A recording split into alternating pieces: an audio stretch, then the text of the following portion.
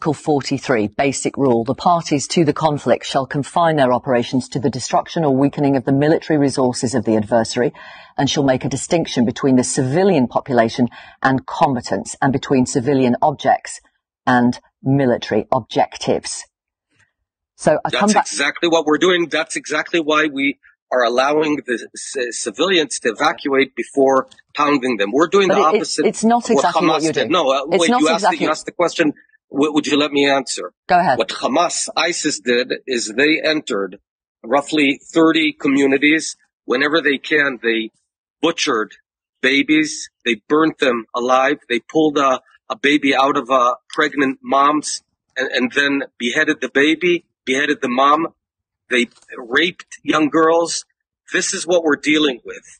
And with all due respect, I think that Geneva Conventions, first and foremost, tell a country, you need to defend yourself.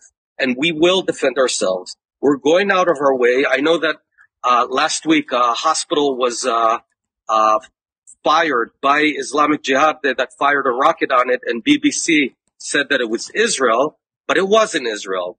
And I understand that BBC has taken a side of on the Gazan side because all your questions are only about the Gazan civilians. That's not true. You haven't asked one question. That's not you haven't true. asked one question I began about by those children.